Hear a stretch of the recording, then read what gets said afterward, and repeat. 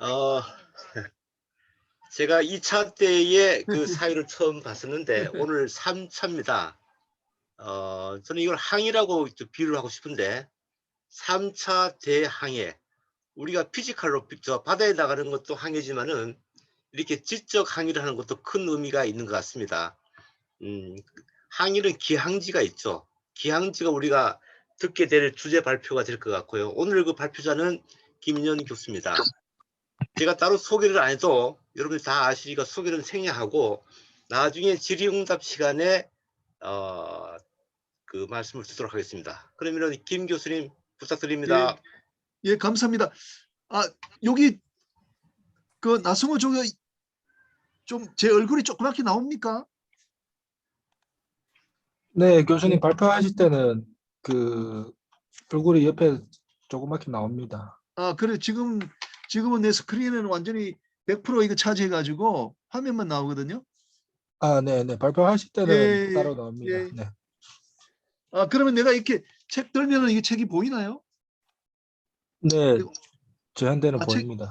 보이나요? 예, 예. 네. 자, 여러분 반갑습니다. 저 김인현입니다. 제가 한 1시간, 한 15분 정도 시간을 사용하면서 제가 이제 지난 4월 달에 이제 편찬해서 발간한 해운산업 깊이 읽기 제2권에 대한 설명을 좀 드리겠습니다. 또 제가 작년에 그 해운산업 깊이 읽기 1월 발간한 바가 있는데 이런 설명을 드렸고 지금 우리가 책자 만드는 데 들어가 있습니다. 제 책이 이제 1부, 2부, 3부, 4부로 되어 있기 때문에 오늘 설명도 1부, 2부, 3부, 4부 이렇게 나눠서 설명을 드리겠습니다. 우선은 이 책의 그 저술의 배경입니다. 제가 이제 1999년 교수 생활을 시작하면서 뭐 어떻게 하다 보니까 이제 칼럼을 많이 이제 그 작성을 하게 됐습니다. 한 100편 이상 칼럼을 제가 썼는데 이걸 좀 집대성을 할 필요가 있겠다 이렇게 생각이 들어서 일본 갔을 때 이제 해운산업 깊이 읽기 책을 냈기 때문에 그 2019년, 2020년 쓴 것을 제외하고 그 전에 2018년까지 쓴 것들을 해운산업 깊이 읽기 2라는 제목으로 이렇게 하면은 저도 이제 정리가 되고 우리 저 업계에도 뭐 도움이 되지 않겠나 이렇게 해서 책을 펴내자 생각을 하게 되었습니다. 그래서 한 2000년부터 한 2020년까지 약 20년간의 그 크고 작은 우리 해운 또 물류 조선 저 사건들이 이 칼럼집 해운산업 깊이 읽기 2에 망라가 되어 있습니다. 물론 이제 기록의 가치도 있고 또 우리 해운 조선 물류 산업 관련자들에게 지식과 정보를 제공하기 위함에 저술의 목적이 있다고 생각이 듭니다. 그다음 이제 제가 이 그 책에 들어있는 것들이 전부 다 이제 칼럼의 형식이기 때문에 뭐 그 제가 생각하는 칼럼이란 게 어떤지 한번 좀 설명을 드리겠습니다. 이게 이제 신문에 나오는 이 칼럼이란 게 우리가 생각하는 것하고 좀 다른 면이 있더라고요.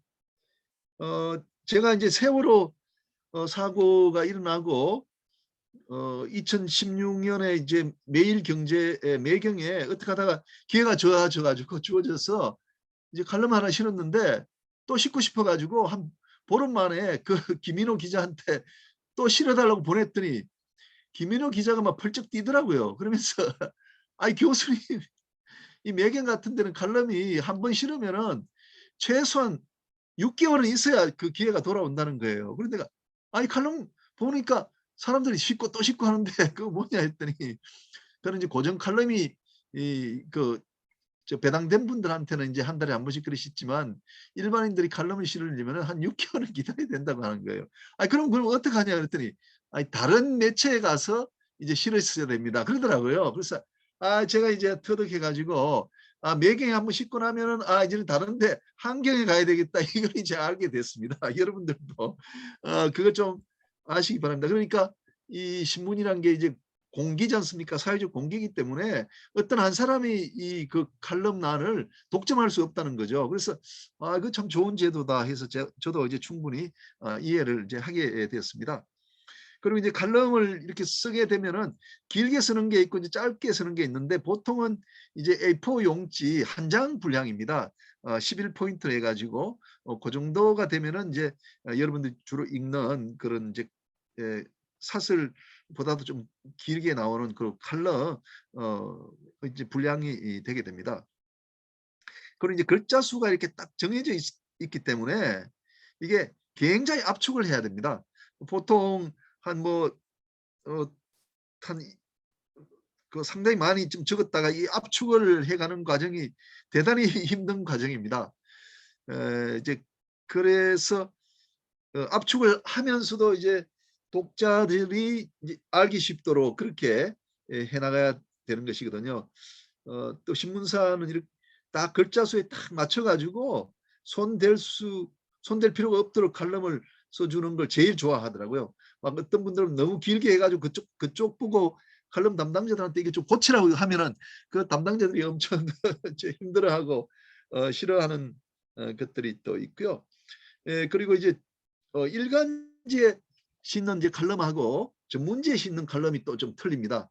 예를 들면 우리가 해운 조선과 관련된 그런 이제 칼럼을 실으려 그러면 이제 우리가 이제 매일경제나 한국경제 같은 그런 이제 신문에다가 실어야 되고 그런 걸 가지고 이제 중앙일보나 조선일보 이야기하면 그쪽에서 안 실어줘요. 그 독자들이 이해할 수가 없기 때문에 그렇게는 이제 안 된다는 거죠.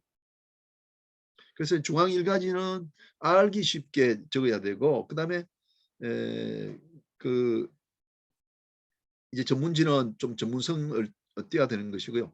제가 뭐 어제도 썼습니다만 이제 동아일보에 뭐 김인현의 바다배 그리고 별 같은 것은 이제 약간의 그 정보를 제공하면서 재미있게 적는 것이기 때문에 그 일반 그 대중들이 또 좋아하고 신문사도 이제 선호하게 되는 것인데 그걸 막 우리 정기선은 어떻다든지 막 어떻게 무역과의 관계에서 어떻게 돼야 된다 이렇게 하면 그 중앙일간지의 목적에는 이제 맞지 않게 되는 거죠. 그래서 여기 지금 제가 이제 예로 하나 들었습니다. 매경에 지난 5월달에 썼는데 이제 컨테이너선 부족 사태 해법이 있다. 이건 이제 좀 전문적으로 쓴 것이고요. 이게 또 칼럼이라는 게 이게 특히 이제 매경 같은 경우에는 한번 쉽게 대단히 어려운 것 같더라고요. 그래서 저는 이제 뭐 또 우연하게 그 부장 한 분을 잘 알아가지고 그분한테 이렇게 부탁을 하면은 그분이 그 칼럼을 또 난을 이렇게 만들어 가지고 저한테 이제 주고 그럽니다. 또 하나 이게 재밌는 거는 그 제가 이렇게 보내면은 교수님 토요일 날 실어도 됩니까 하고 물어봐요. 저는 뭐 어느 요일이든지 좋습니다 이렇게 이야기하면 토요일 날 실어주는 경우가 있거든요. 근데 토요일 날 싣는 것은 좀 쉬운 것 같습니다. 토요일 날은 특히 이제 매경 환경 같은 경우에는 이제 사무실이 오픈을 안 하니까 이제 보는 사람들이 적지 않습니까? 그래서 칼럼의 뭐랄까 가치랄까 이게 읽는 그 빈도수가 이제 낮아지니까 이제 우리 같은 사람들이 부탁하면 좀 더 쉽게 액셉트가 되는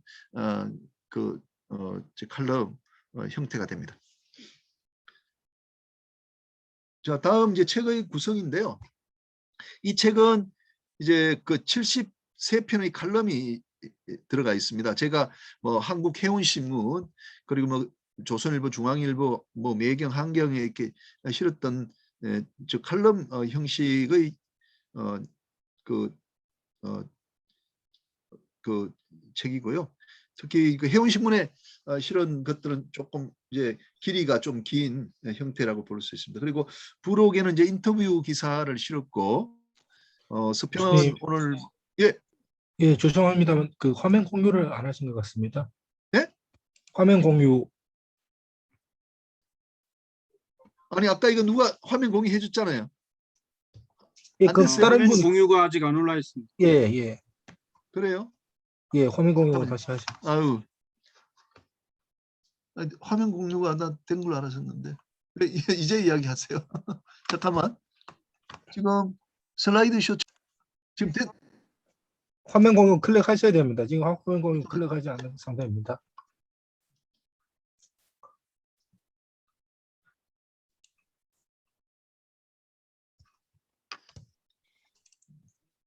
좀 이상하게 됐네. 이제 네, 됐나요? 슬라이드 이제 올라왔- 예, 예, 네, 지워졌습니다. 될래요? 아유, 네, 죄송합니다. 예, 다시 한 말씀드리면 이게 좀 이상하네. 아까 이게 분명히 올라왔었는데 나 조교 아까 해준 걸로 알고 아까 제가 설명드린 부분이 여기 있습니다. 이렇게 한번 보시면 되고요. 그다음에 뭐 책자인데 이제 여기 그 이제 그림으로 이렇게 나타나 있고요. 그 서평에는 이제 정필수 박사님하고 김연빈 대표님이 고맙게도 이제 서평을 아주 멋지게 아주 써주셔서 책의 그 이제 품격이 더 올라갔다는 말씀을 드립니다. 자, 제1부에 이제 제일 처음에 나와 있는 이 칼럼이 이제 해양수산부의 그 존치와 그 부활 의 내용입니다. 그 2007년 경에 이명박 정부가 들어서면서 이제 해양수산부를 이제 국토해양부로 뭐 통합하는 그런 이제 과정이 있었는데, 예, 저는 이제 그 잘못됐다 그런 논의가 해양수산부가 존치돼야 된다는 것을 굉장히 좀 길게 좀 논리적으로 이제 설명을 했고 그것이 이 책에 제일 먼저 이렇게 나와 있습니다. 그리고 2013년에 박근혜 정부 때 이게 또 해양수산부가 또 독립될 때 그때도 그러면 이제 우리 장차 부활되는 해양수산부의 어떤 부서가 들어서야 될지를 제가 한번 정리를 한번 해보았습니다. 그다음 이제 넘어가면 이제 해기사와 이제 로스쿨 변호사에 대한 장이 있습니다. 아시다시피 이제 2007년도에 이제 로스쿨이 생겨날 때 제가 이제 부산대학교 로스쿨에 교수로 이제 초빙이 되었습니다. 그래서 이제 부산대학이 그때 이제 해운 특성화 로스쿨을 만든다 그래서 저도 부산대학에 가서 해운 특성화 로스쿨을 만드는데 저 일조를 이제 많이 하면서 그 이제 해운 쪽에 해상 변호사는 한 그 당시에는 한 30명, 40명 정도 있었는데 이제 해기사 출신 또는 뭐 해운 회사에 근무하던 분들이 이제 로스쿨이 와서 변호사가 되는 길이 열렸다. 그렇게 하면서 제가 어떻게 하면 이제 양성을 할 수 있을 건지 그런 아이디어를 많이 이제 제공을 하게 되었고요. 그다음에 이제 로스쿨이 출범되고 나서 한 5년 뒤쯤에 제가 다시 이제 그 사이에 로스쿨이 출범되고 난 다음에 해기사 출신들이 지금 어느 정도 해상 변호사 과정에 들어와 있는지를 썼고 그 당시에 한 15명 정도가 전국에 이제 로스쿨에 들어왔댔습니다. 그런데 과거와를 비교해 보면 우리가 이제 사법 시험 체제 하에서는 아주 오래전에 이제 송정관 변호사님이 이제 해양대학 출신으로 이제 유일하게 변호사 생활을 하시다가 이제 한 2명 정도가 이제 사법시험을 합격해서 한 3명 정도 그 해기사 출신들이 변호사로 이제 배출되었다가 이제 2009년부터는 이제 15명, 현재는 한 20명 정도가 해기사들이 이제 그 변호사로 양성이 되었습니다. 이제 그 가운데 이제 그 도순사 협회에서 해기사 출신들한테는 그 장학금을 전액 지급했습니다. 그러니까 이제 국립대학은 이제 500만 원이 등록금인데 해기사 출신이 로스쿨에 가면은 국립대학 같은 경우는 이제 그 6학기니까 5, 6, 30에서 3천만 원 장학금을 받으면서 이제 변호사 양성 과정에 다닐 수 있도록 그렇게 되었습니다. 그런 이야기들을 제가 이제 적고 있고요. 그다음에 이제 해사법정 중재 이제 활성화와 관련된 이야기입니다.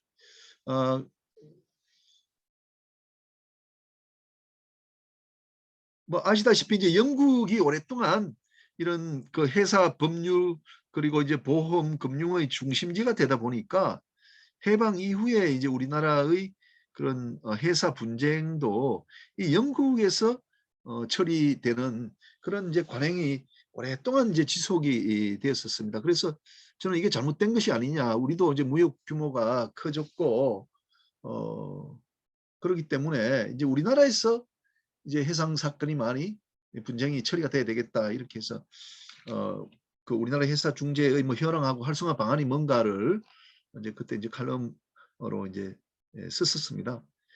우리나라 회사 중재는요 지금도 그렇지만 1년에 한 20건에서 25건밖에 그 대한 상사 중재는 처리가 안 됩니다. 그리고 영국 런던에서 처리되는 게 한 300건 이상이 되거든요. 그래서 이걸 좀 타파해야 되겠다. 그 활성화하기 위해서는 어떻게 해야 되겠느냐. 뭐 영어로 그 판례집을 만든다든지 우리나라 해상법을 영어로 써서 외국에도 많이 알려야 된다든지. 왜 그런가 하면 이제 그 우리나라 사람들끼리 우리나라 회원인들끼리만 그 분쟁이 생기는 게 아니라 제3국의 그 당사자하고도 이제 분쟁이 생기기 때문에 우리나라 와서 처리하자고 하면 그 사람들이 외국인들이 그 이제 말을 잘 듣지 않을 때는 우리가 영어로 된 한국의 뭐 법 제도를 가르쳐 주면 효과가 있지 않을까 뭐 그런 이야기들을 했었고요. 그 오랫동안 우리 실무에서 이제 런던의 LLMA와 같은 이미 중재 기구를 설치하자는 논의를 했었습니다. 오늘 나오신 그 이스캥 우리 그 선배님께서 아주 주도적인 역할을 하셨는데 그래서 이제 우리나라도 이런 이미 중재 기구를 설치하자고 했습니다. 이미 중재 기구는 중재 행정이 거의 존재하지 않습니다. 중재 행정부가. 그러니까 우리 대한상사중재원 같은 경우는 막 직원이 한 40명, 50명 될 겁니다. 그러면 중재 하는데 중재 비용이 많이 나가지 않습니까? 행정 비용이. 근데 이미 중재는 그 사무국장 한 사람 이 그런 중재 행정을 하기 때문에 그런 비용 자체가 적게 들어서 굉장히 이제 선호되는 제도거든요. 그래서 대한상사중재원이 이제 부산에 이제 아태회사 중재센터를 이제 설치한다고 그래가지고 저희들이 그 부산에 설치하는 아태회사 중재센터가 기관 중재라면은 이건 그 우리가 메리트가 없다, 장점이 없다 이래가지고 서울에다가 그 우리가 이미 중재 그 기구를 설치하자 이렇게 됐었습니다. 제가 2007년이라고 그러는데 2007년이 아니고 2017년에 요 작업을 해가지고 2018년에 우리가 이제 설치가 됐습니다. 그래서 서울에 이제 회사중재협회라는 게 만들어졌습니다. 그러니까 우리나라에는 해상 사건을 이제 중재로 처리하기 위해서는 대한상사중재원하고 중재원 뭐 부산 지부격인 아태회사중재센터가 있고 또 서울에 임의중재기구로서 이제 서울회사중재협회가 있습니다. 그런 내용들을 제가 이제 칼럼에 썼고 이 책에도 들어와 있습니다. 그다음에 이제 회사법원 설치도 우리가 오랫동안 이제 논의를 했고 2015년부터 뭐 진행이 됐었습니다. 아시다시피 이제 중국, 홍콩, 싱가포르, 영국에 이제 회사 법원이 있습니다. 근데 이제 회사 법원은 해상 사건은 이제 전속적으로 다른 어떤 지방 법원이 가지 않고 회사 법원에서 처리를 하는 특징이 있는 것이죠. 그래서 신속하고 또 전문적으로 해상 사건을 처리를 해 왔습니다. 그래서 우리는 이제 그런 그 회사 법원이 없기 때문에 일반 법원이 그 해상 사건을 일반 사건하고 이제 같이 처리를 해 왔는데 우리 저 업계에서는 그게 신속하지도 못하고 전문적이지도 못하다. 따라서 이게 사건들이 영국 가고 싱가포르 가고 이렇게 한다. 그리고 중국만 하더라도 회사 법원이 11개에다가 지원까지 합하면 한 36개가 있는데 우리도 중국처럼 회사 법원을 만들어야 된다 해서 이제 설치 운동을 2015년부터 벌였고 현재 이제 부산, 인천 그리고 이제 서울이 유치 경쟁을 벌이고 있습니다. 그에 대한 이야기를 여기다가 이제 적고 있고요. 최근에는 이제 회사 법원 플러스 국제 이제 상사 법원 요 두 가지를 하나로 묶어서 이제 설치하자는 운동이 일어나서 그렇게 되면 이제 사건 수가 더 많아지기 때문에 경인 지역 하나 이제 부울경 지역에 하나 이렇게 두 개의 회사 국제상사법원이 아마 설치될 여지가 굉장히 많아졌다 이렇게 말씀을 드릴 수가 있겠습니다. 자, 그 다음에 이제 일부에 이제 네 번째 고려대학교 해상법연구센터 뭐 개원의 의미라고 되어 있습니다.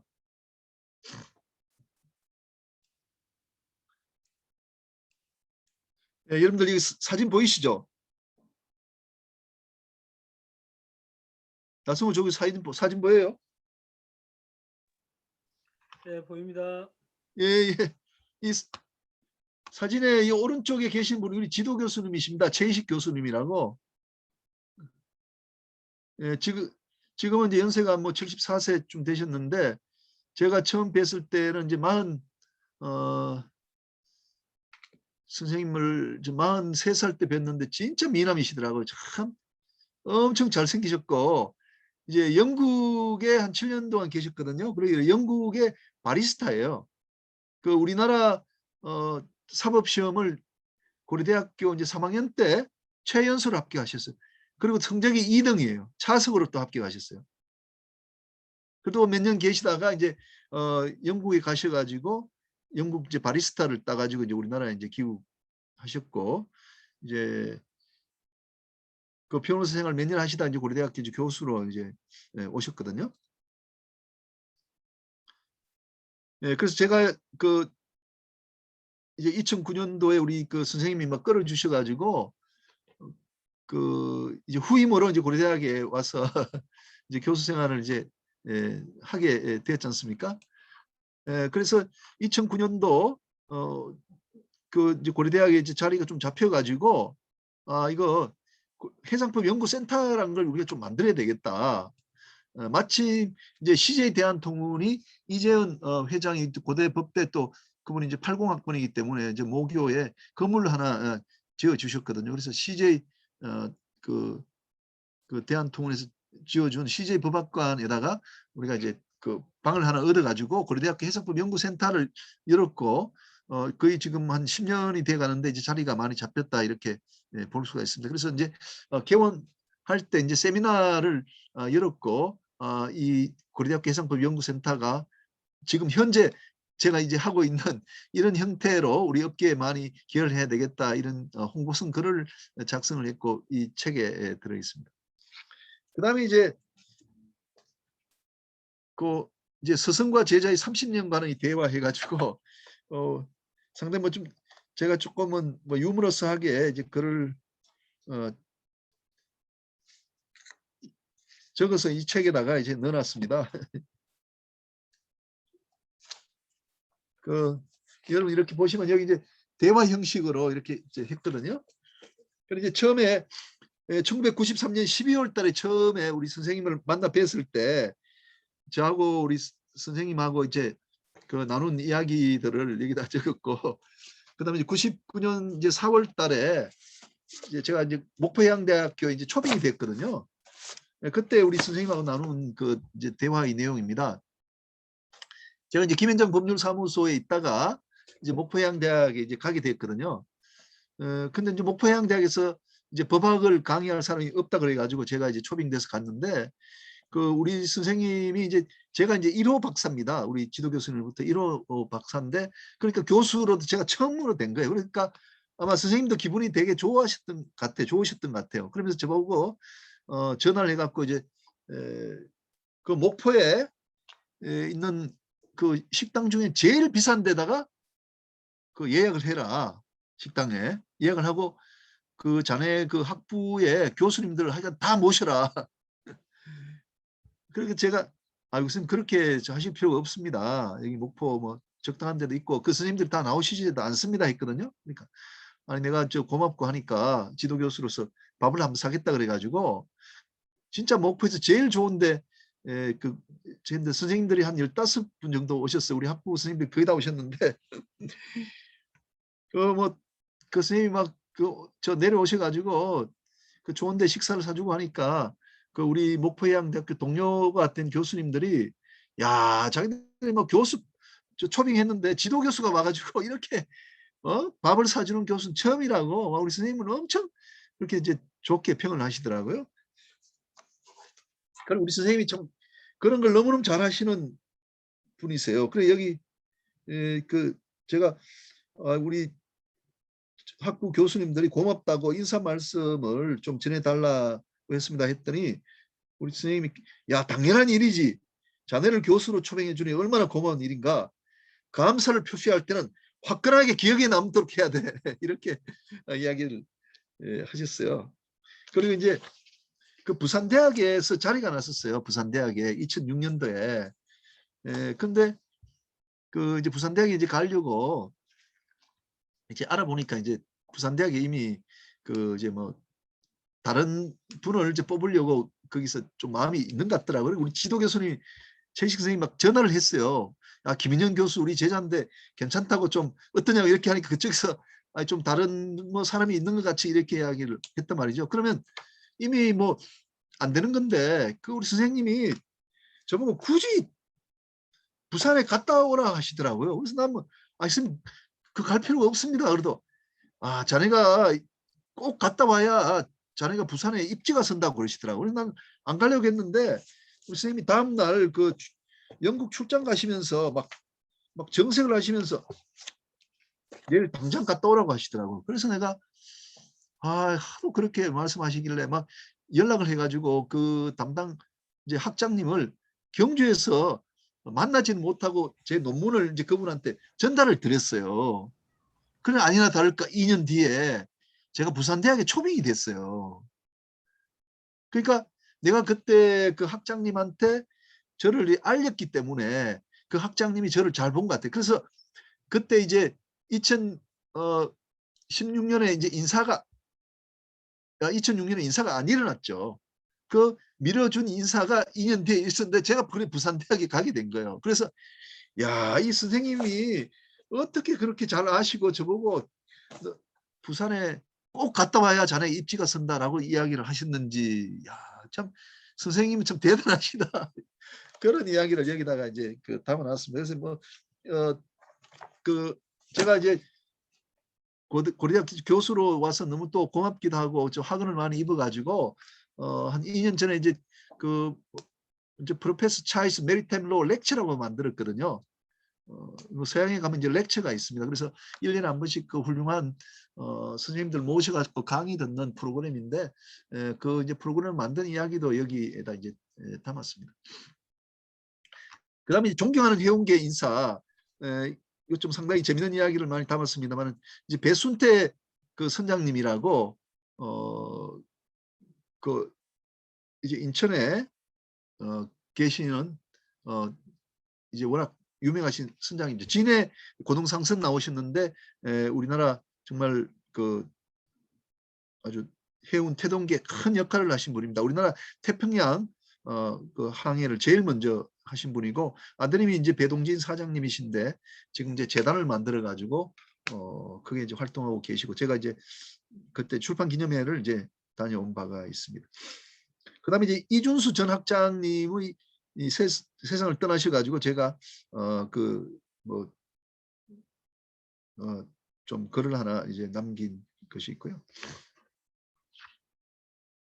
그다음에 이제 뭐 해양 문화와 이제 홍보가 있는데 얼마 전에 그 안시성이라는 영화가 그 상영이 된 적이 있습니다. 한 5년 전쯤일 겁니다. 그런데 제가 안시성을 이제 보고 났더니 그 양만춘 그 장군이 사용했던 그 전술을 우리 해운 산업에 대입하면 좋겠다 싶어가지고 제가 이제 글을 쓴 것이 있습니다. 지금도 이제 기억에 남는 게 그 안시성은 상당히 높은 지대에 위치하고 있지 않습니까? 그러니까 뭐 옛날 그 전쟁할 때는 위치가 그렇게 중요했고 아주 높은데 그 진지를 틀고 있으면은 밑에서 쉽게 공격을 못하지 않습니까? 그래서 저는 우리나라의 그 화주들이 많고 화물이 많지 않습니까? 그럼 우리가 해운은 이런 화물이 많으면 제일인데 그래서 그 화물을 우리가 잘 이용하면은 화주와 좋은 관계를 맺게 되면은 양만춘 장군이 그 높은 지역에 이제 성곽을 갖고 있었던 것과 동일한 효과가 아닌가 해서 우리도 산성과 같은 화물이 있는데 우리가 분발하자라는 그런 그 이제 말을 한 바가 있습니다. 그다음에 이제 해운 조선산업 홍보의 필요성인데 그 지금도 제가 마찬가지인데요. 그 제가 이제 어떤 신문에 김철중이라는 분이 있는데 그 이분이 그 의학 전문 기자님이세요. 의학 전문 기자. 근데 그 의학과 관련된 의료와 관련되는 칼럼을 굉장히 깊이 있게 썼는데 제가 참 좋아하는 이제 칼럼니스트입니다. 그래서 우리 바다와 관련해서도 우리 뭐 중앙일간지에 이런 전문 기자를 두면 참 좋겠다 해서 그런 제안을 한 바가 있습니다. 자, 그다음에 이제 제2부 선박 선원과 이제 안전인데요. 세월호 사고인데 이 세월호 사고가 처음에 이제 났을 때는 뭐 여러분 기억나시겠습니다만 이게 뭐 정확한 이제 사실관계가 파악이 안 되고 뭐 그 이제 엉뚱한 이야기들이 많이 이제 돌아다녀 가지고 제가 그 이제 과적이 아니다 세월호는 헐수는 그대로거든요. 그래서 이 과적이 아니다 이게 헐수는 그대로이기 때문에 다만 아래에 실렸던 화물이 위에 실렸기 때문에 이 배가 안정성이 부족했다. 그러니까 소위 말하는 이제 GM이 부족했다라는 내용을 이제 매일경제에 실었고 이것이 이제 이 책에 나와 있습니다. 그리고 선체조사위원회 이제 조사 결과를 보고 난 다음에 위원장이 김창준 변호사님이셨는데 제가 이제 처음에 제기했던 솔레노이드 밸브가 고장이었다라고 고장 일수가 있다고 제가 이야기를 했었거든요. 근데 처음에 조사한 뭐 합동조사반은 그거 아니다고 했는데 김창준 변호사팀은 솔레노이드 밸브가 고장일 가능성이 높다라고 이제 했거든요. 그래서 제가 처음에 일본 전문가하고 같이 이야기했던 바가 맞았다는 뭐 취지의 내용을 했고요. 뭐 저는 이 세월호 사고는 뭐 여러 가지 복합적인 원인이 있겠지만 가장 큰 원인은 그 캡틴 그리고 이제 육상에 근무하시는 분들이 정식 교육을 받지 못한 부분이 가장 큰 것이 아닌가. 이 캡틴을 이렇게 보시면요, 그 이제 정상적인 학교 과정을 통해 가지고 선장이 되신 분이 아니고 배를 이제 오래 타시면서 이제 경험을 통해서 이제 면허를 얻으신 분이세요. 지금도 아마 그런 분들에 대한 이제 정식의 그 학교 교육 과정은 없어요. 그래서 제가 이때 적어도 한 3-4개월 교육 과정은 거쳐야 된다. 내향선 선장하려고 하더라도 왜 그런가 하면 우리가 이제 보건성 선박적화 그 수업을 들을 때 이 수업을 한 학기 배우거든요. 보건성이라는 게 어떻다, 화물을 실을 때는 어떻게 해야 되는지 한 학기 동안 배웁니다. 해양대학 학생들이.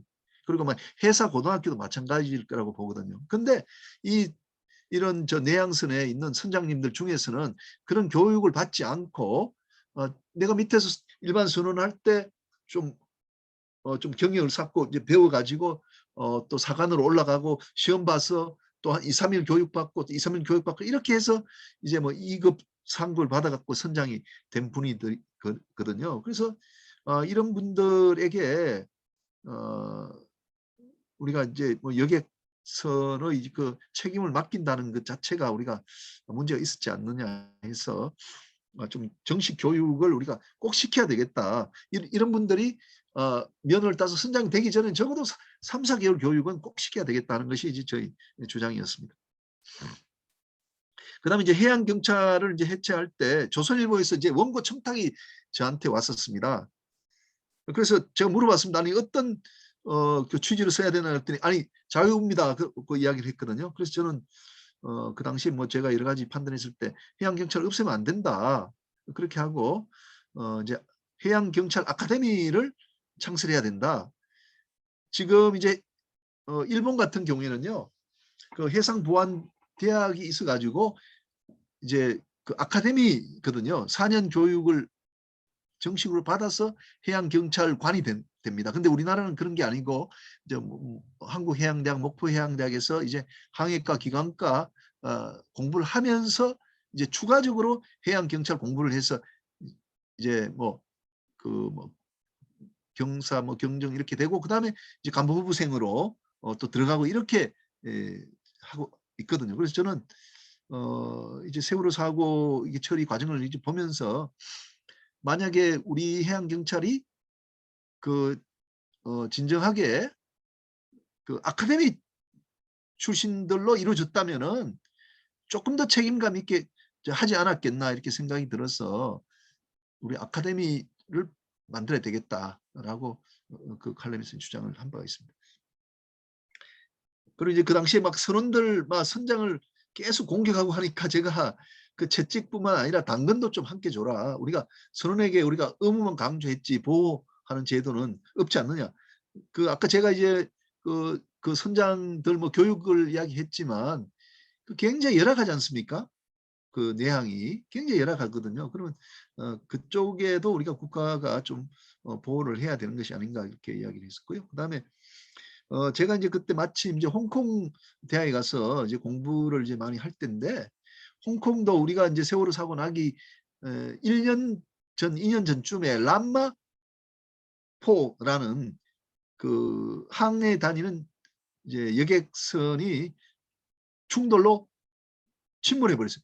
충돌을 하고 나서 한 3분 내에 배가 침몰해 버렸어요. 그래서 한 30여 명이 사망을 했거든요. 그런데 우리하고 달리 굉장히 신속하게 이 그 사고 조사 팀이 꾸려져 가지고 그 사고 조사를 하고 또 결과에 따라서 수정 작업을 하더라고요. 근데 이제 그 배가 왜 그렇게 빨리 침몰했냐? 설계를 하지 않습니까? 설계를 하는데 설계는 제대로 했는데 격벽을 만들지 않았던 거예요. 벌크헤드를. 그 람마포가. 그걸 이 사람들이 발견했습니다. 그래서 그 설계와 관련된 사람, 그리고 그걸 건조하는 사람들이 뭐 큰 처벌도 받고 하면서 이제 그 벌크헤드 부분을 이제 강조하는 그런 이제 조치들을 홍콩이 빠르게 취하는 것을 보고 제가 이제 제안을 했죠. 이제 홍콩식 조사 방법을 우리가 택해야 되겠다. 우리가 왜 그 세월호 사고 나서 이 사고 조사가 우리 여러 차례에 걸쳐서 있었지 않습니까? 그런데 홍콩은 그 홍콩의 뭐 행정 그 청장이라 그러나 그 사람이 이제 고등법원 부장판사를 이 조사위원장으로 딱 지명을 하더라고요. 그러면 그 조사위원장이 자기가 알아가지고 그 조사위원들을 한 5명 정도 딱 채용해가지고 바로 조사에 들어가는 그런 아주 독립적인 그런 기능을 갖고 있더라고요. 그다음에 이제 선언인데 그 우리가 이제 뭐 세월호 때 뭐 선원들의 그 태도에 대해서 비판적인 내용들이 또 많았지만 이제 2001년도에 그 심경철 항해에 사람 분이 있었어요. 그 피하모니인가요? 피하모니라는 그런 배가 이제 침몰을 하게 됐는데 이 심경철 항해사가 목포 해양장에 나왔습니다. 이 항해사가 라이프 자켓이 하나밖에 없어요. 라이프링이었다. 라이프링이 하나밖에 없어가지고 이 실기사한테 여학생인데 던져주고 자기는 그 바다에서 그 이제 목숨을 이제 버린 거죠. 그래서 신경철 항해사의 그 이 살신성인하는 그 자세가 2001년도에 신문에 이제 크게 보도된 바가 있습니다. 그다음에 두 번째 이제 해양대 해기사 정문학대의 전제인데 여러분 기억하시는 분들이 있을지 모르겠습니다만 그때는 또 그런 사정이 있었다고 봅니다. 한 15년 경일 겁니다. 아마 2015년 경에 우리가 이제 선원들이 부족하다고 해서 이제 용역을 거쳐서 이제 한국해양대학교 목포해양대학의 정원을 뭐 한 3,000명 이제 정원하자라는 이제 운동이 일어나 가지고 이제 그 국회에서 세미나를 하고 그랬었습니다. 근데 저는 조금 이제 부정적인 의견을 많이 이제 냈었는데 결과적으로 이때 이제 한 500명인가 이게 그 정원을 늘린다 그래가지고 지금도 이제 목포해양대학교, 한국해양대학교 정원이 많이 늘어났습니다. 그런데 그 뒤에 이제 한진해운 사태가 일어나면서 우리가 배가 줄어들어가지고 현재는 그때 이제 해기사 정원을 늘린 것이 좀 잘못된 것이 아닌가 하는 비판적인 견해가 있는데 제가 뭐 그 당시에 우리가 이제 해기사 정원할 때는 어떤 전제가 있어야 되겠다는 내용으로 이제 칼럼을 쓴 것이 있습니다. 그다음에 육상직을 위한 이제 선장 기관장 면허 제도를 이제 마련하자고 이제 되어 있는데 그 영국은 이제 과거에 엑스트라 선장 제도가 있습니다. 여러분 잘 아시는 이제 신성모 국무총리 서리가 있거든요. 왜 우리가 6.25 때 왜 국방부 장관 하시던 그 분 그리고 그 뒤에 이제 국무총리 서리까지 하셨고 한국해양대학교 학장을 마치셨는데 신성모 이 국무총리 서리는 이제 고려대학교 나왔어요. 고려대학교 이제 보성 전문학교 나오시고 그 이제 중국 상해에 건너가 가지고 그 독립운동을 좀 하셨어요. 그 하시다가 그 중국에 있는 뭐 상승대학 좀 다니다가 막 홍콩 또 저 런던에 가서 그 이제 정식으로 항해 그 교육을 받고 나서 이제 성선 생활을 하면서 선장까지 되셨고요. 그리고 엑스트라 마스터였다고 하시더라고요. 그래서 이제 우리나라에서 이제 이 신성로 이제 국무총리 그 서리가 이제 선장 출신으로 엑스트라 마스터로서 우리 업계에 아주 크게 이제 회자가 되고 있습니다만은 그 제가 이렇게 볼 때 저도 이제 뭐 선장 타이틀을 제가 아주 유지하고 있으면서 뭐 선장 김인현 이렇게 이야기하지만 사람들이 물어봐요. 아니 고려대학에 무슨 대가 있냐고 물어봐요. 근데 아니 그게 아니고 제가 선장 면허를 갖고 있습니다. 이렇게 하거든요. 근데 대부분의 사람들은 그 선장 면허를 죽여버리고 그 보유하지 않고 그 죽여버리고 그걸 내가 뭐 선장입니다 뭐 이렇게 말씀을 하시지 않는 거예요. 그렇지만 제가 볼 때는 선장 출신이 뭐 해운회사 근무한다든지 또는 이제 관련된 부서에서 이제 그 전문적으로 일을 하실 때는 육상의 선장이라는 그 면허 그런 게 필요하지 않나 싶거든요. 왜?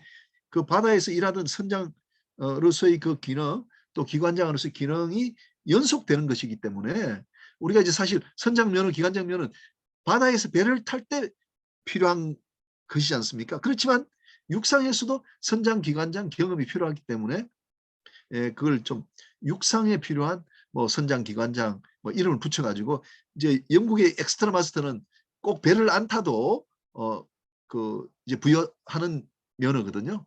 그래서 이런 뭐 엑스트라 마스터 같은 걸 우리나라도 만들어 가지고 면허를 부여하면은 훨씬 좋지 않겠나 해서 이제 이런 제안을 한 바가 있습니다.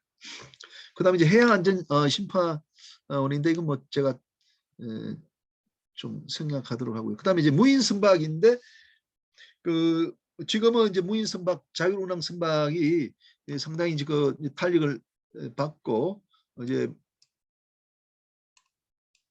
우리 뭐 조선업 중흥에 큰 역할을 할 걸로 이제 기대가 됩니다.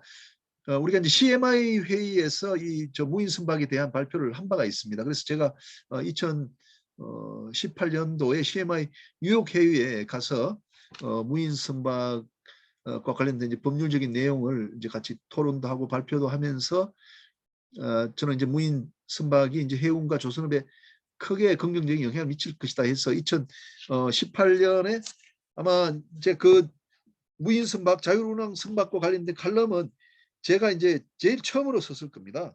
제가 제일 처음으로 이제 조선일보에 그 칼럼을 2016년에 벌써 썼네요. 2016년에 써가지고 그 뭐 굉장히 이제 좀 좋은 반응을 이제 받았고요. 그러고 나서 2018년에 이제 CMI 갔다 와서 다시 조금 더 이제 깊이 있게 해운신문에 또 무인 선박에 대한 이제 칼럼을 쓴 바가 있습니다. 그다음에 다섯 번째 이 숨어 있는 분야에 대한 안전 확보 방안. 제가 이제 사실은 목포 해양대학에 있을 때 그 한 8년 동안 그 가리킨 과목이 해상법, 그다음에 해상교통법, 그다음에 안전관리, 해난 방지론이었거든요. 그래서 40대 때는 이제 해상법보다도 해상 안전에 대한 연구를 참 많이 한 편이었습니다. 네, 그 뒤에 이렇게 세월호 사고를 제가 이렇게 이제 보고 난 다음에 이렇게 처리하는 과정을 보니까 그 만약에 세월호 그 설계도가 있지 않습니까? 우리가 제너럴 어레인지먼트 그 설계도를 만약에 그 우리가 해양 경찰이 숙지를 하고 있었다면은 예를 들면 어떤 해양 경찰이 이제 그 카페리가 23척이 있었거든요. 지금도 그럴 거야.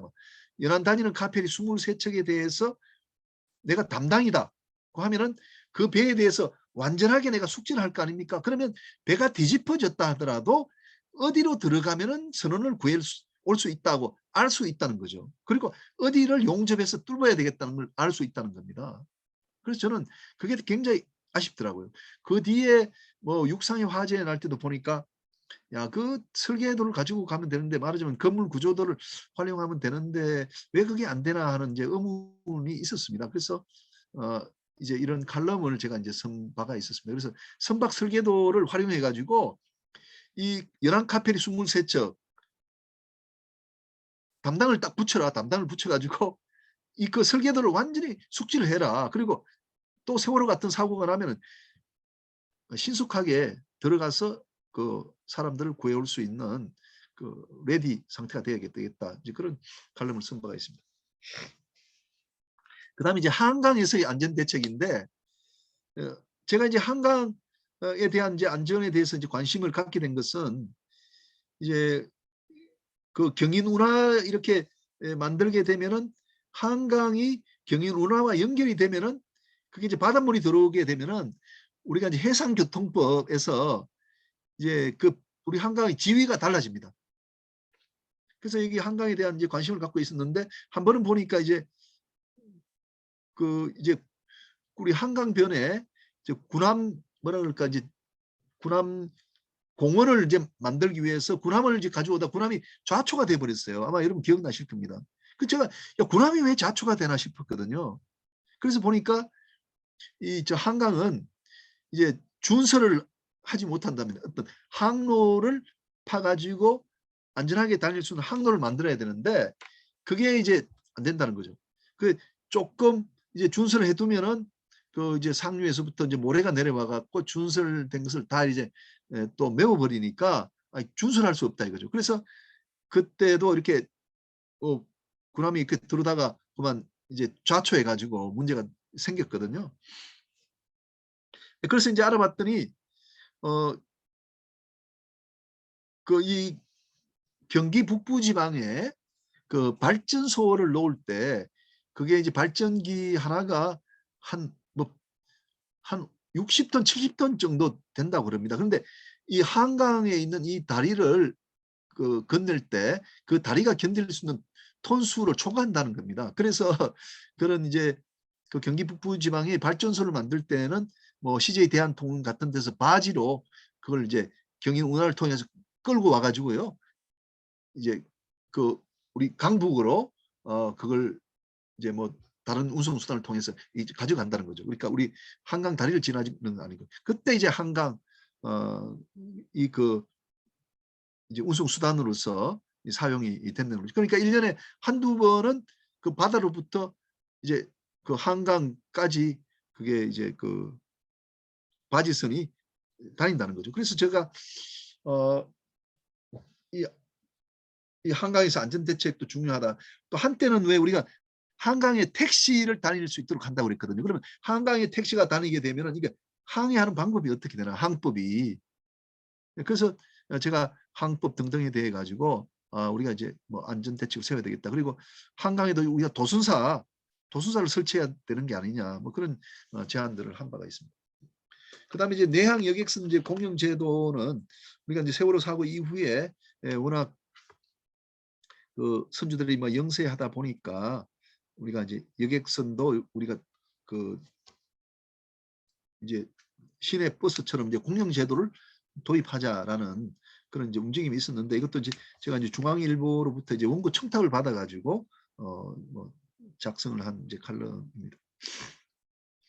그다음에 이제 그 2015년에 영종대교에서 한 백중추돌 사고가 일어났거든요.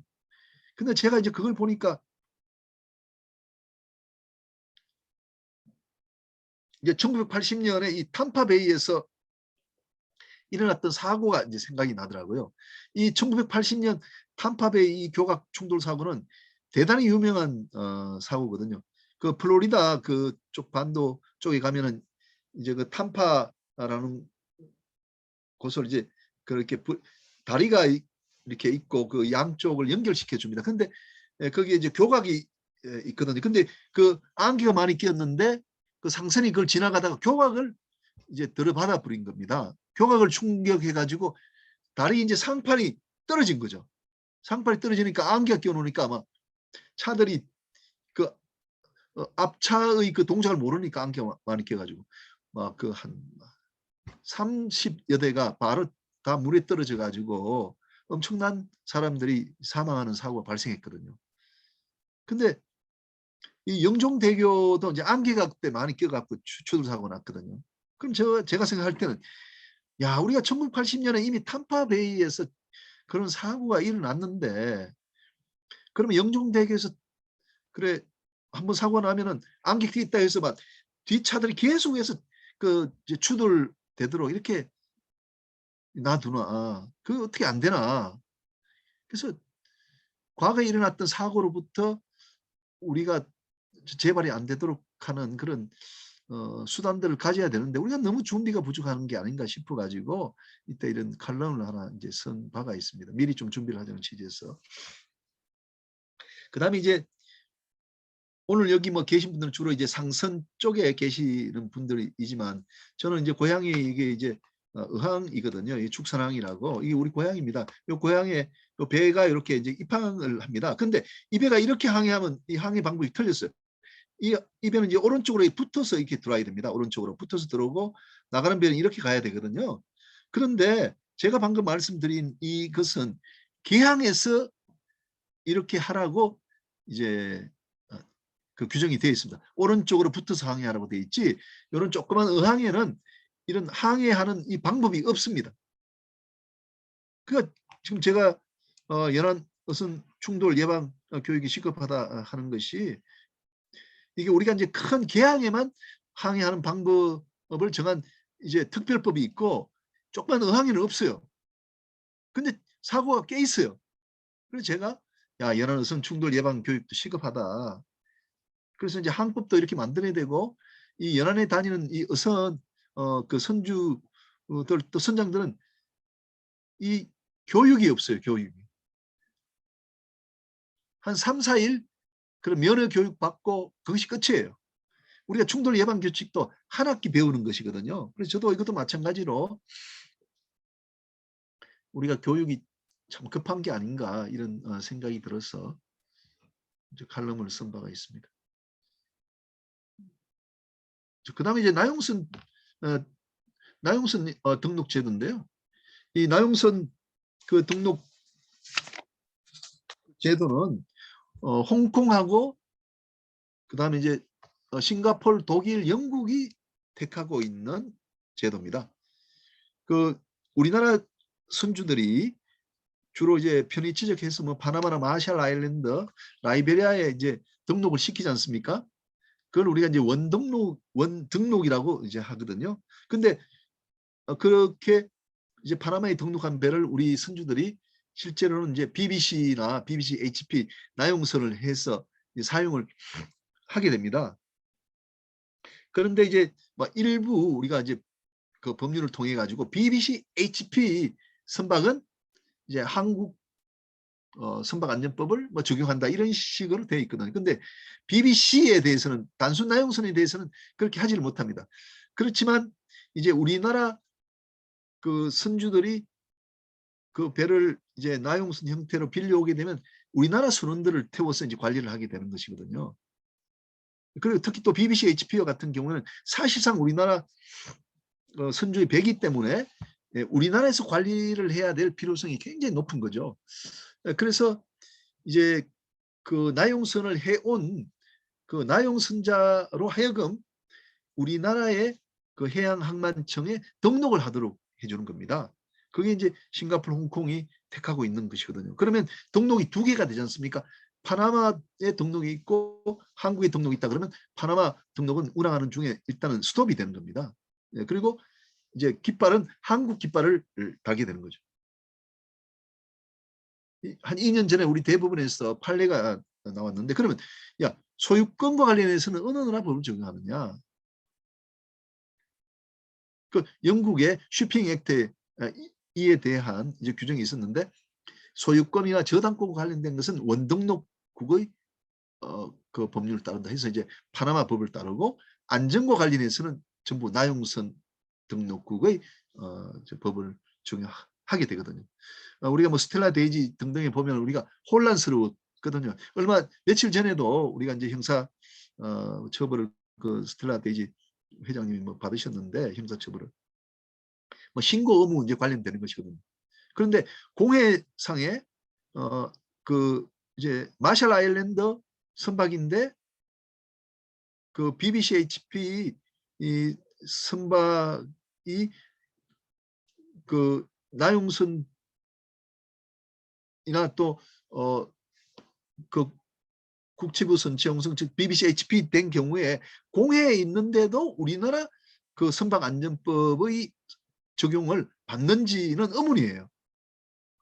왜? 우리가 선박에는 움직이는 영토지 않습니까? 기본적으로 등록된 국가 깃발을 달아준 그 나라의 영토기 때문에 그 나라 법을 적용하는 게 대원칙이죠. 아주 예외적으로만 또 다른 법이 적용되는 것이거든요. 그래서 혼란스럽거든요. 물론 이제 그게 우리나라 법이 적용된다고도 뭐 해석이 될 수는 있겠습니다만 그렇지만 이제 혼란이 오거든요. 그렇기 때문에 이제 홍콩이나 싱가포르, 독일과 영국 같은 경우에는 좋다. 우리나 자기들 나라 깃발을 달아주고 자기들 나라 법을 100% 안전과 관련해서는 이제 깨끗하게 적용을 시키는 것이거든요. 그래서 저도 나용선 등록도 우리나라가 허용해야 된다라고 이제 계속해서 주장을 합니다. 그리고 또 하나의 그 장점은 사실은 이제 우리가 뭐 저 편의 지적을 해두면은 그 이제 법률 하시는 분들 특히 이제 법조인들 뭐 검찰이라든지 세무 당국은 뭔가 이상한 눈으로 바라보거든요.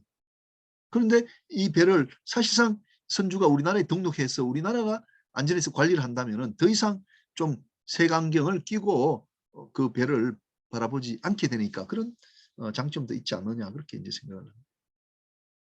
자, 그다음 이제 제3부 이제 해상법의 그 기능과 이념입니다.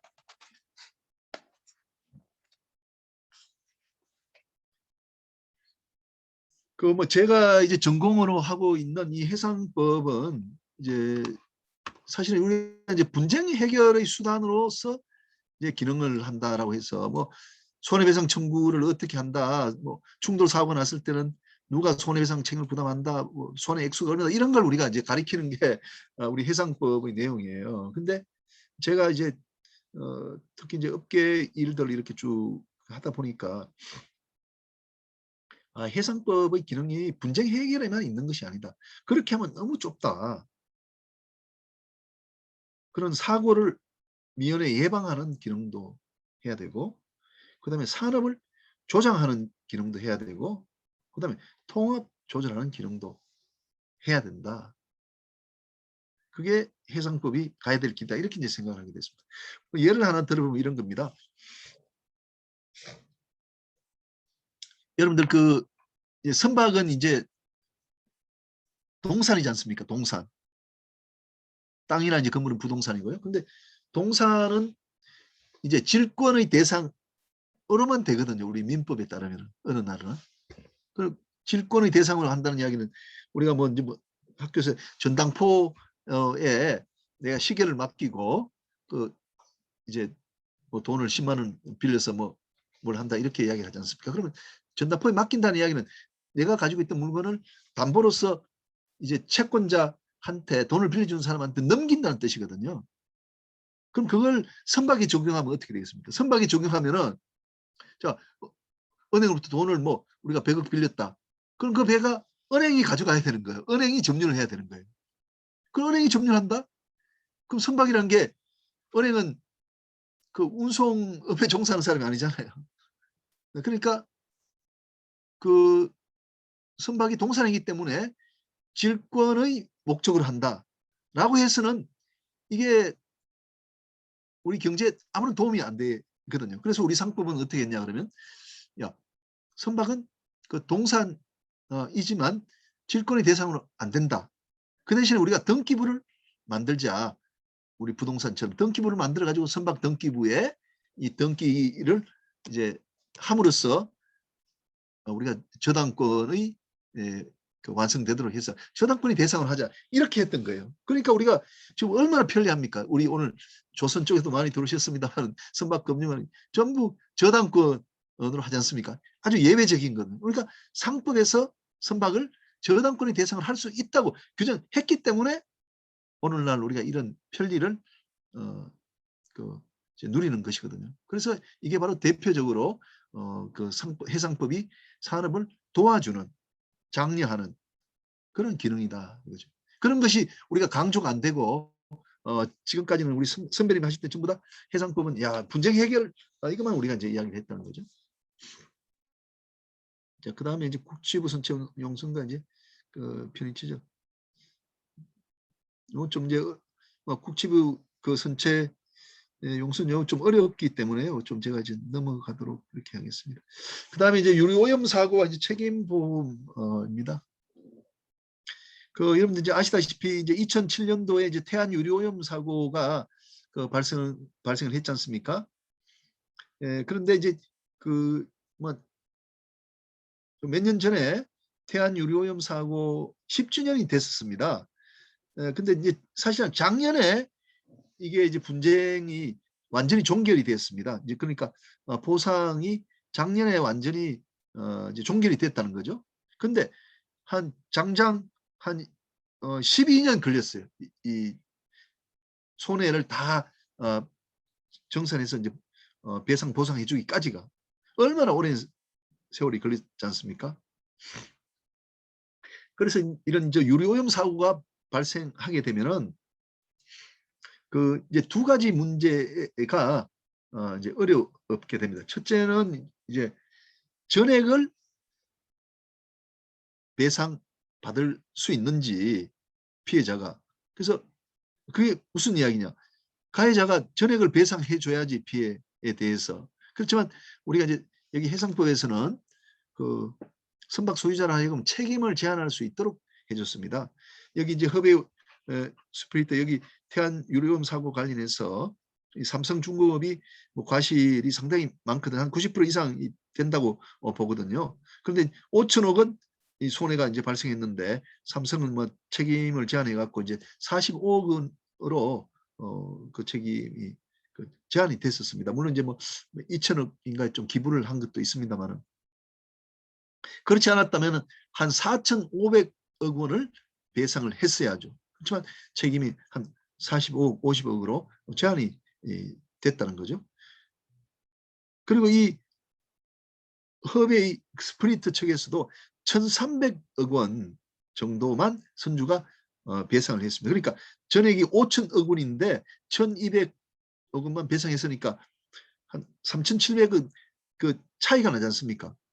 근데 그 중에 이제 일부는 우리가 이제 IOPC라는 이제 국내 기금이 이제 보상을 했었거든요. 그러니까 그 사이에 또 갭이 또 있었어요. 3,200억에서 이제 5천억 원까지 그러니까 한 1,800억 정도 갭이 생긴 건 우리가 이제 특별법으로 그 당시에는 이제 우리가 국민들 세금으로 이제 보상이 이제 됐던 거죠. 그런데 이제 그 이후에 우리나라가 이제 추가 기금 협약에 가입을 해서 이제는 1조 2천억 원까지는 이제 보상이 다 됩니다. 그러니까 아무리 큰 사고가 나도 충분히 보상받도록 됐다는 거죠. 그래서 그 부분은 이제 문제가 없어졌다. 전 세계적으로 이제 추가 기금 협약을 만들어 가지고 1조 2천억까지 이제 정유사들이 이제 추가로 이제 보상을 해주도록 돼 있기 때문에 그리고 우리가 이제 거기에 가입했기 때문에 충분하다 이죠. 그렇지만 아직도 해결 안 되는 것은 신속한 보상이 안 된다 이거죠. 신속한 보상이. 그럼 신속한 보상이 안 되는 이유는 뭐냐?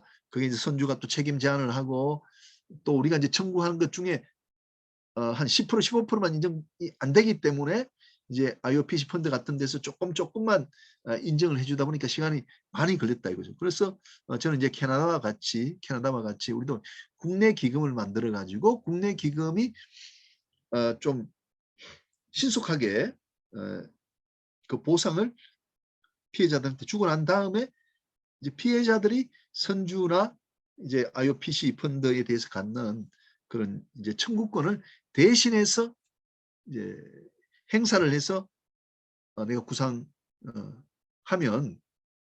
되는 것이 아닌가 이런 생각에서 국내 기금을 만들자 하고 제안을 하고 있습니다. 그다음에 이제 그 위에 있는 이제 우이산호 오염 사고는 이게 이제 선박이 아니라 부두 시설에서 기름이 이제 유출이 된 것이기 때문에 우리가 이제 익숙하게 알고 있는 뭐 유료오염 손해배상 보장법이라든지 CLC, IOPC 펀드하고 전혀 관계없이 이거는 육상에서 일어난 것이거든요. 그러니까 육상에서 일어난 저 때문에 LG 어디인데 그쪽에서 책임 제한도 못하고 자기가 전액 배상을 해야 되는 그런 일들이 일어나는 거죠. 그다음에 이제 해상법 관련해서 이제 종합물류업인데요. 제가 아까 늦게 좀 시작이 됐기 때문에 한 9시 한 5분 경쯤에 마치도록 하겠습니다. 1시간 맞췄어요. 종합물류업가 이제 대부분이 삼다수 판결입니다. 지금 이제 오늘 여기 망에 들어오신 분들도 상당히 많으신 분들이 종합물류업을 다 잘 아시지 않습니까? 그래서 생산자의 공장에서부터 이제 수입자의 이제 그 공장에까지 이르는 모든 그 공정을 한 사람의 그 상인이 그 물류의 흐름을 인수하는 것을 우리가 종합물류업자 또는 종합물류업이라고 이제 부르지 않습니까? 근데 그 안에 이제 하나의 세그먼트로서 이제 해상운송이 존재하는 거죠. 그리고 뭐 창고업도 간에 존재하는 것이고.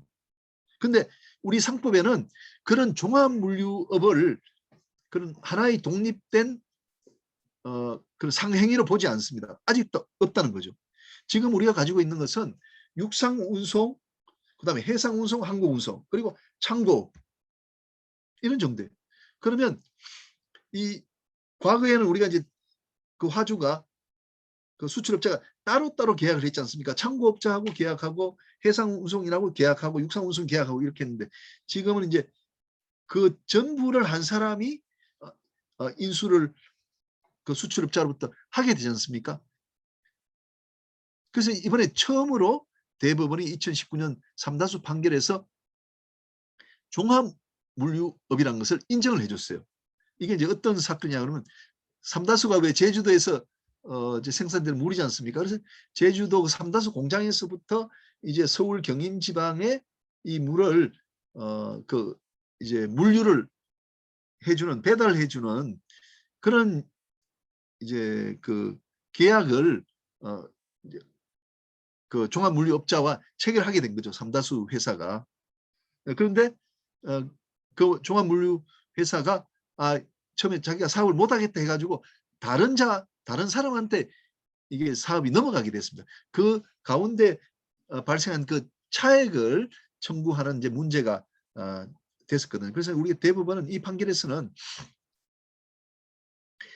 우리 상품의 종합물류업이라는 그런 이제 독자적인 상행위가 있었다면은 거기에 따른 책임을 물었을 텐데 그렇지 않고 우리가 816조 이제 복합운송이라는 그런 법을 우리가 2007년에 하나 만들어뒀는데 그걸 이제 인용해가지고 유추 적용해가지고 이제 복합운송이다. 그러니까 종합물류업은 이제 복합운송이다. 라고 판단을 내렸는데 제가 볼 때는 복합운송하고는 틀리는 것이거든요. 그러니까 대부분이 옹색하게 이제 복합운송법을 이제 적용을 했는데 저로서는 그렇게 해서는 안 된다. 그게 충분하지 않다. 우리가 빨리 그 종합물류업이라는 이제 그 독립적인 상행위를 상법에 집어넣어야 되겠다라고 이제 주장을 하고 있습니다. 그다음에 이제 물류자회사를 진정한 운송인으로 대우하자. 이건 뭐 제가 여러 차례 이제 이야기한 겁니다. 아시다시피 이제 그 종합물류회사인 물류자회사는 그 이제 수출업자와 종합물류계약을 체결하면 그 안에 이제 운송 계약이라는 게 필수적으로 포함이 되게 되지 않습니까? 그러면 그 수출업자 화주와 그 종합물류업자 사이에는 이 종합물류업자가 운송인이 되는 거죠. 우리 상법의 입장에서는. 그러면 종합물류업자에는 이제 물류자회사, 이자물류회사가 또 존재하지 않습니까? 그러면 제가 볼 때는 이자물류회사는 이 종합물류업자 중에서 굉장히 이제 큰 그런 규모이기 때문에 이 물류자회사를 우리가 이제 아까 제가 말씀드린 그런 입장이라면 이제 계약 운송인이 되거든요. 일단 운송인이 된단 말입니다. 근데 이 종합물류업 하시는 분들은 해상 운송 수단인 선박이 없기 때문에 선박을 가지고 운항을 하는 그런 이제 우리가 해상 운송인에게 운송을 다시 위탁하게 되는 거죠. 그 관계에서는 이제 그 물류자회사, 이자 물류회사, 종합 물류업자는 이제 화주가 되는 것이죠. 그러니까 두 개의 운송 계약이 존재하게 된다는 겁니다. 그럼 저는 첫 번째 그 계약에서 그 수출자와 그 이자 물류회사 그 두 관계에서 이자 물류회사는 소위 말하는 이제 MVOCC다는 거죠. 무선박 그 이제 운송인이기 때문에 우리가 해운법에 이제 이제 운송인 즉 그 선박을 갖고 있지 않지만 하여간 해운업의 그 해상 물건 운송인으로 인정을 하자 이거죠. 그렇게 해서 이 물류 자회사를 도와주기도 하고 또 물류 자회사에게 어떤 의무를 부과시키도록 하자는 것이죠. 우리가 지금 해양진흥공사의 그 업무 범위가 해운법에 나와 있는 해운 기업들하고 항만 관련 기업들만 해주는 것이거든요. 근데 이자 물류회사들은 그 해당이 없습니다. 도와줄래도 도와줄 수가 없는 거죠.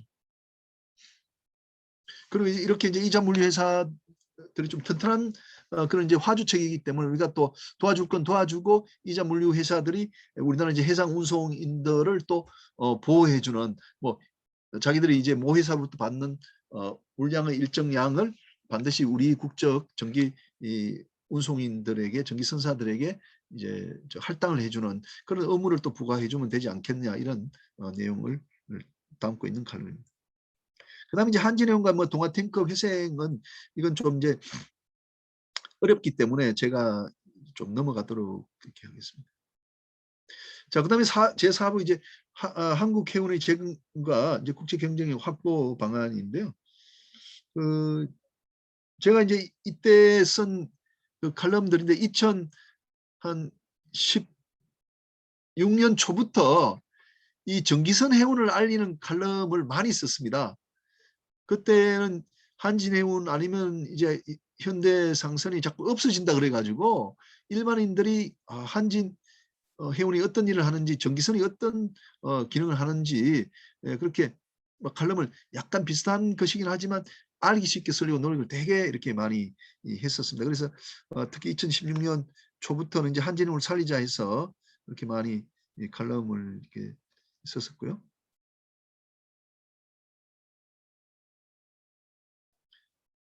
그다음에 이제 여기 네 번째 나오는 전기선사 하역보험 이제 도입해야 된다는 건 우리가 이제 그 한진해운 사태 났을 때 하역회사들이 하역 작업을 하지 않아 가지고 그 물류 흐름이 이제 막히게 됐었거든요. 그래서 물건을 제대로 이제 이제 수입자가 수령을 하지 못하게 됨으로써 이제 한진해운의 그 신용이 떨어졌고 한진해운이 이제 결국은 문을 닫게 되었는데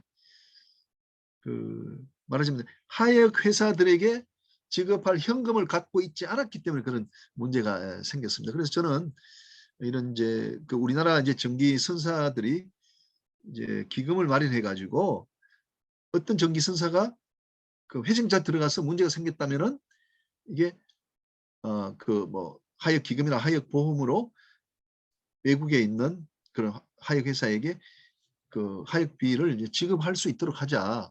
그렇게 되면은 그 회생자 들어가더라도 우리 전기선사의 화물에 대해서는 그런 외국에서도 하역 작업을 할 것이 아니냐 이렇게 해서 이제 그런 제도의 도입을 제가 이제 주장을 했었습니다.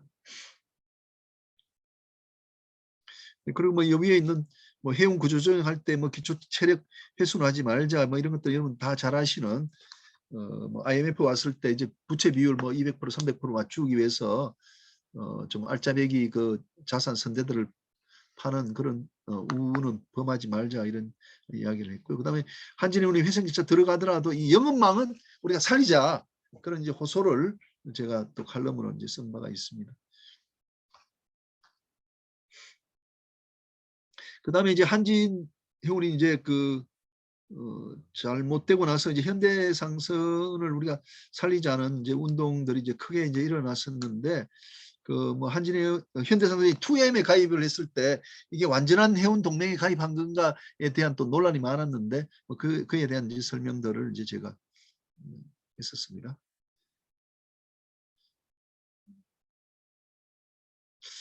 그리고 이것 좀 말씀드려야 될 것 같은데 그 2010 그 7년 8년을 우리가 이제 그 거치면서 그때는 이제 경기가 워낙 이제 좋지 않았기 때문에 이 SM 라인이 이 불필요하다. SM 라인이 그 SM 라인하고 현대상선이 같이 있다 보니까 그 미주 운임이 경쟁에서 자꾸 떨어진다. 그러니까 SM 라인은 이제 현대상선에 흡수돼야 된다 하는 이제 논란들이 되게 많이 있었어요.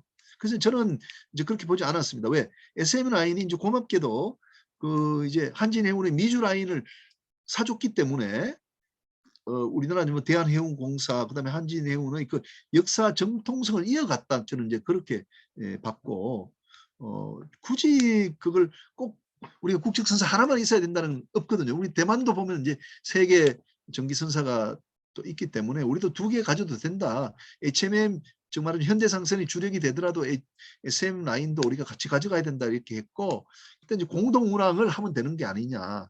배를 이제 같이 내 가지고 이제 일본에 있는 더원처럼 말이죠. 그렇게 하자는 이제 제가 제안을 한 바가 있습니다.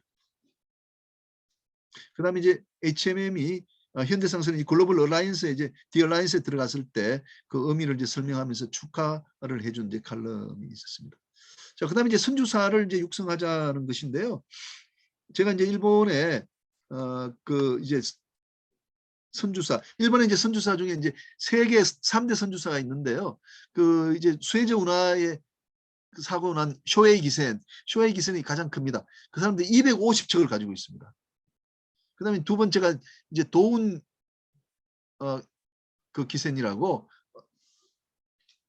그 200척 갖고 있고 니센 가이온이라고 200척 갖고 있고 제가 이제 방문했던 데가 이제 세 번째인데 도운 기센이라고 이분이 이제 그 이제 사장님이십니다. 제가 이분하고 뭐 인터뷰하면서 이제 일본의 그 선주사에 대한 이야기를 이제 제가 이제 많이 들었고 이 사람 150척을 가지고 있습니다. 그래서 저는 이제 그 선주사를 육성하자 해서 선주사하고 이제 운항사를 이제 분리를 하는 거죠.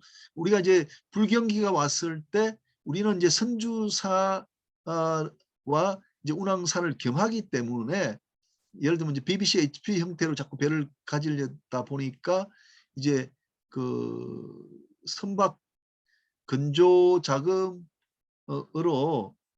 된 원금을 계속해서 갚아야 된다는 거죠. 근데 경기가 좋을 때는 괜찮은데 경기가 나빠지면은 수입이 적어지니까 우리가 그런 원금을 갚기가 어렵다는 겁니다. 그래서 선주사가 있다면은 우리는 이제 빌려서 오는 거기 때문에 용선료만 주면 되지 않냐 이거죠. 그 불경이 왔을 때라도 그렇게 하면은 우리가 불경기를 쉽게 풀어갈 수 있겠다. 이제 그런 취지에서 우리가 선주사를 만들자 이렇게 이제 좀 이야기가 이제 많이 나왔거든요. 그런데 이제 일본에 가보니까 그런 선주사를 하려면은 그런 이제 선주사로부터 배를 빌려오는 이 그 전기용선을 하는 선사들이 튼튼해야 됩니다. 일본의 NYK나 K라인 같은 그런 튼튼한 이제 전기용선자가 있어야 되거든요. 이 전기용선자가 빌려오는 돈을 100% 갚을 수 있다는 신용이 있기 때문에 은행이 이제 선주사한테 돈을 빌려줄 때 이자율이 낮다는 거죠. 근데 우리는 그렇지 않다는 것이 이제 큰 결점이다 이렇게 해서 일본 형태의 그 민간 선주사를 만들기가 현재는 어렵지 않나 이렇게 해서 이제 금융형 중국 그 리스 형태로 당분간은 가야 되겠다 해서 이제 해양진흥공사도 그런 형태의 이제 선주사를 만들려고 하고 있는 것 같습니다. 그래서 제가 이 칼럼에서 이제 선주사를 육성하자 해서 이제 한 2번 정도 이제 칼럼을 낸 바가 있습니다. 해양진흥공사는 뭐 제가 이제 설명을 더 이상 하지 않아도 될 정도로 아주 유익한 그런 이제 존재가 되었습니다. 그다음에 해운업을 뭐 살리는 법제도 이건 이제 뭐 법률적인 것이기 때문에 제가 생략하더라고요.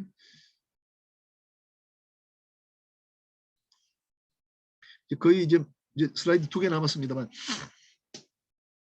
한국해운산업이제 발전 방안입니다. 실천적 방안인데 제가 이제 처음에 한 게 이제 매출을 늘리자. 제가 이렇게 분석을 해봤더니 한 20년 동안 우리 해운산업의 매출이 한 30조에서 40조 계속 거기서 벗어나지 못하고 있거든요. 한 2005년 6년도에 중국 뭐 특수가 왔을 때는 좀 예외적으로 하고요. 그래서 다른 산업이 굉장히 크게 이제 번창하는데 왜 우리는 매출이 늘지 않는지 거기에 대한 좀 비판적인 견해를 취했고요. 그리고 또 하나 불가사의한 것은 우리나라 해운 산업의 매출은 항상 우리나라 선주협회의 외항 그 선대의 용선료 플러스 운임 그거더라고요. 내항도 그거 있을 거 아닙니까? 내항의 매출. 그리고 또 다른 부대 산업의 매출도 많은데 왜 꼭 그렇게 작게 꼭 30조 뭐 35조 그것만 이야기하는지 저도 사실 의문이거든요. 그래서 이제 이자 물류 회사를 아까 말씀드린 대로 이제 운송인으로 인정하면은 제가 볼 때는 한 5조 정도가 우리 해운 매출이 되거든요. 그렇게 해서 좀 늘려나가자. 그리고 뭐 국내에다 SP를 설치하자, SPC를 설치하자 뭐 등등. 그리고 이제 경쟁법 이건 최근에 이제 참 이제 만시지탄이 있습니다만 최근에 여러분 아시다시피 이제 공정거래위원회로부터 우리가 선사들이 상당한 그 이제 과징금을 받았는데 제가 해운산업 발전 방향 2018년에 글 쓰면서 해운법 29조를 정당한 행위로 만들어주기 위해서 화주 참여 협의체를 만들자. 이제 운송인 3사람, 화주 3사람, 전문가 3사람 해서 운임을 올릴 때는 이 협의체에서 결정하자. 그러면 공정거래위원회에서 우리가 하고 있는 이 운임 그 이제 공동행위를 정당한 행위로 볼 거다 이렇게 했는데 아쉽게도 안타깝게도 저 주장이 이제 받아들이지 못했고 이번에 뭐 그 이제 뭐 공정거래위원회와 이제 우리가 큰 이제 일전을 앞두고 있습니다. 그다음에 이제 한국해운에 대한 이제 호감도를 높이자 뭐 그런 이야기들이 있고요. 그다음에 이제 해운 조선 화주 금융 뭐 상생 협력 생태계를 다져야 된다는 것. 뭐 다 아시는 내용인데 우리가 2018년 4월달에 우리가 해운 재건 5기년 계획에서 200척 선박을 이제 건조하자 이렇게 했는데 이게 이제 해운 조선 금융이 상생하게 되는 좋은 기회다. 그런데 그 중간에 매개체로서는 화주의 화물을 이제 장기 운송 계약으로 확보해야 되겠다라고 칼럼을 적었고요. 그리고 제가 이제 항상 주장하는 것지만 우리 해운산업 전후방은 이제 국산품 좀 애용도 하자. 조선기자재라든지 한국성급이라든지 코리아 P&I 클럽 같은 경우 우리가 이제 한국성급도 1960년에 만들어졌고 1980년에 이제 아약스 세계성급협회에 이제 가입하게 됐거든요. 근데 뭐 로이드 성급이라든지 일본 NK 성급과 같은 이제 거대한 성급하고 경쟁을 하고 있거든요. 근데 우리나라 그 선주님들께서는 이제 한국 성급에 많이 가입하게 되면은 우리 한국 성급이 이제 발전하고 우리가 또 매출도 많이 올리는 게 아니냐. 코리아 P&I도 마찬가지입니다. 코리아 P&I는 워낙 늦게 우리가 2000년도에 출발했기 때문에 우리가 이제 그 IG 클럽에 가입도 못 하고 있는데 물론 이제 그 대형 선주님들은 이제 불편함이 많겠지만 우리가 이제 늦게 출발했기 때문에 조금 이제 불편하더라도 국산품 애용해주지 않으면 우리가 성장할 수 없으니까 제가 이제 항상 하는 말씀이고 뭐 회사 분쟁 해결을 위한 중재도 마찬가지입니다. 그다음에 이제 마지막 슬라이드인데 이제 한국 해운산업 발전 방안인데 이제 해운산업과 조선산업은 이제 상생인데 선박이 많으면 사실은 이제 해운이 불황이 되기 때문에 우리들은 해운하고 조선은 이제 반대 방향이다라고 이제 이야기들을 합니다. 그런데 이제 그게 아니다. 우리가 그렇게 가서는 안 된다. 그 인식 이걸 바꿔야 된다는 게 제 생각이거든요. 그렇게 하려면 제 생각에는 지금 우리가 조선이 한 10% 정도 내수입니다. 그러니까 100척을 지으면 우리가 10척이 한국 선주들이 배거든요. 근데 일본은 보니까 거의 50% 가까이 내수입니다. 근데 그렇게 하려면 어떻게 해야 되느냐? 적어도 그 내수가 50%가 되려면은 우리 선복이 지금보다도 2배, 3배 늘어야 되겠더라고요. 그걸 내가 이제 약간 이제 수치적으로 이제 계산을 해본 겁니다. 그러니까 우리가 현재 배가 뭐 1100척, 1300척인데 우리가 2배가 돼가지고 한 2500척은 돼야 우리 한국 조선이 세계 그 조선이 30% 비중이거든요. 그 한 3천만 CGT면 우리가 한 1,000만 CGT 건조하거든요.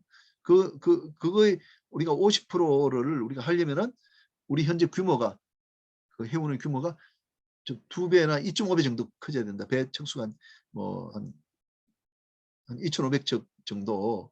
데드웨이트도 그러면 한 뭐 상당히 많이 늘어나야 되지 않느냐. 그렇게 우리가 목표를 세워서 가면은 앞으로 우리 해운과 조선은 같은 방향이 될 것이다 하는 것이 이제 저희 주장입니다. 아유, 시간이 조금 한 10분 정도 오버됐는데요. 제가 그 뭐 준비한 것은 이걸로 일단 마치도록 하겠습니다. 감사합니다, 여러분.